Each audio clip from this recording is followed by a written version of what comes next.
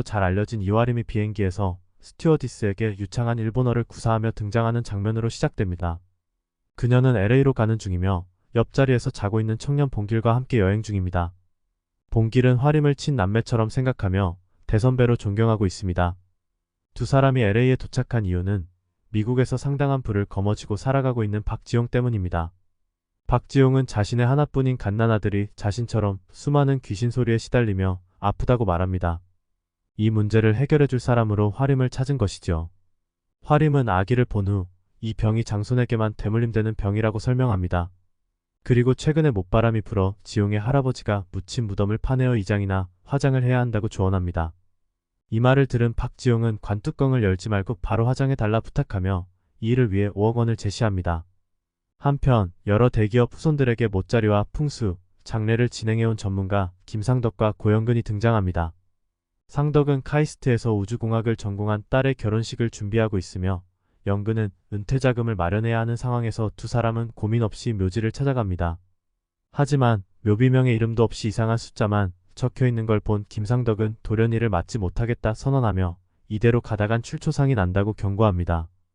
그러나 꼰대들의 생각은 당최 이해하기 힘들다며 화림은 구판을 벌여 묘의 주인을 속여 파내자고 제안합니다. 상덕은 어쩔 수 없이 돈 때문에 일을 진행하게 됩니다.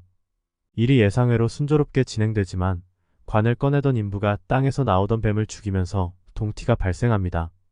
이에 맑았던 하늘이 갑자기 어두워지고 비가 내려 화장을 진행하기 어렵게 됩니다. 영근은 잘 아는 화장터의 관을 잠시 맡겨두지만 그가 식사하는 사이 화장장 관리자가 임의로 관뚜껑을 열어 귀신이 빠져나가게 됩니다.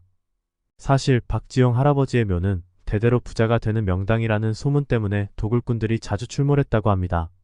할아버지는 자신이 땅속에서 굶주리고 있는 동안 자손들이 미국에서 호의호식하는 것이 마음에 들지 않아 단숨에 미국으로 날아가 아들, 며느리, 손주, 그리고 증손주까지 모두 죽게 만듭니다. 다행히 박지용의 고모가 화장을 허락해 증손주는 살아남게 됩니다. 그러나 사건은 여기서 끝나지 않습니다. 할아버지의 관 아래에는 또 하나의 거대한 관이 첩장되어 있었고 그 관을 꺼내어 불태우려 하지만 그 안에는 500년 전 일본 다이묘가 정령 상태로 묻혀 있었습니다. 그는 실체로 나타나 근처에 있던 돼지와 등장인물 그리고 신세진 절의 승려를 잔인하게 죽입니다. 이 일로 인해 봉길은 간을 빼앗길 뻔하다가 병원에서 의식이 돌아오지 못하게 됩니다. 김상덕은 과거 일제강 전기에 일본인들이 한반도의 전기를 끊기 위해 호랑이 모양의 대한민국 지도 허리 부근에 쇠말뚝을 박았다는 설화를 언급하며 이 상황을 처리하려 합니다. 상덕과 영근은 쇠말뚝을 찾으러 가지만 결국 찾지 못합니다. 정령이 가로로 서 있던 관의 모습으로 보아 다이묘 자체가 말뚝이었다는 것을 깨닫게 됩니다. 화림은 무당이었던 할머니 덕에 다이묘의 주의를 돌릴 수 있었지만 시간이 다 되자 정령은 김상덕이 있는 곳으로 돌아옵니다. 결국 김상덕은 과거 쇠말뚝을 제거하러 대한민국 산맥들을 뒤졌던 이들이 쓰던 콧갱이 자루에 피를 묻혀가며 정령을 퇴치하는 데 성공합니다. 이렇게 사건은 마무리되고 마지막으로 상덕의 딸 결혼식에 모두가 참석하며 영화는 끝을 맺습니다.